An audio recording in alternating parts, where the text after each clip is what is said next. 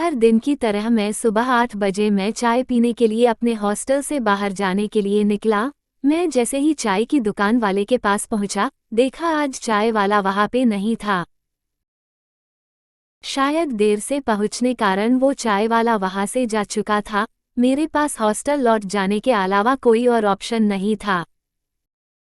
मैंने सोचा कि आगे जाकर कहीं नाश्ता कर लिया जाए, बहुत जोर की भूख लगी थी। मैं आगे की होटल की ओर जा रहा था।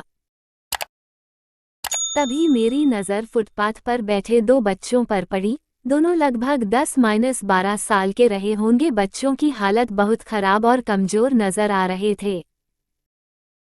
कमजोरी के कारण अस्थिपंजर साफ दिखाई दे रहे थे। वे भूखे लग रहे थे। छोटा बच्चा रोते हुए बड़े भाई को खाने के बारे में कह रहा था। बड़ा भाई उसे चुप कराने की कोशिश कर रहा था।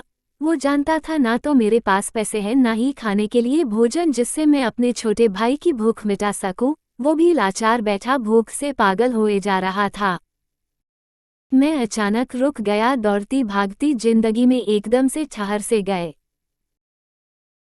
इन मासूम से बच्चों की ऐसी हालात को देख मेरा मन भर आया। इनकी भूख को देख मेरा भूख खत्म सा होगा। सोचा इन्हें कुछ पैसे दे दिए जाए। मैंने उन्हें 10 रू देकर आगे बढ़ गया।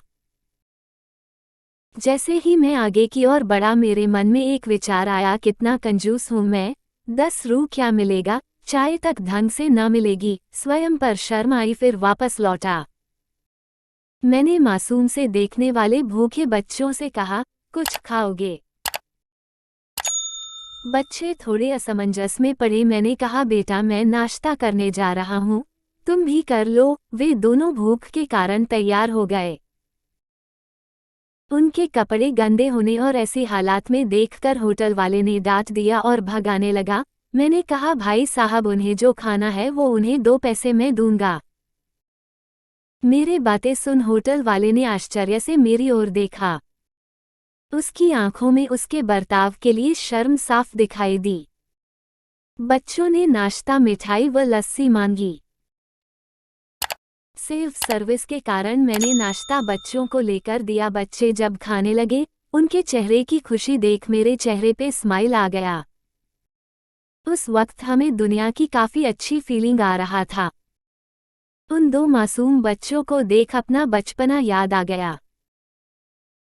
एल होटल से निकलने के बाद मैंने बच्चों को कहा, बेटा जो पैसे मैंने दिए हैं उसमें 2 रू का शैम्पू लेकर हैंडपंप के पास नहा लेना और फिर दोपहर शाम का खाना पास के मंदिर में चलने वाले लंगर में खा लेना। और मैं नाश्ते के पैसे देकर फिर अपनी दौड़ती दिनचर्या की ओर बढ़ निकला। होटल के आसपास के लोग बड़े सम्मान के साथ देख रहे थे। होटल वाले के शब्द आदर में परिवर्तित हो चुके थे। मैं अपने हॉस्टल की ओर निकला। थोड़ा मन भारी लग रहा था। मन थोड़ा उनके बारे में सोचकर दुखी हो रहा था। रास्ते में मंदिर आया। मैंने मंदिर की ओर देखा और कहा, हे भगवान, आप कहाँ हो?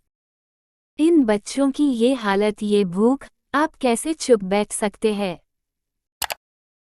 मोरल, आज हमारे आसपास में ना जाने ऐसे कितने लोग हैं जो गरीबी के कारण एक पल के लिए खाने के लिए उनके पास भोजन नहीं है और ना ही उनके पास पहनने के लिए कपड़े हैं।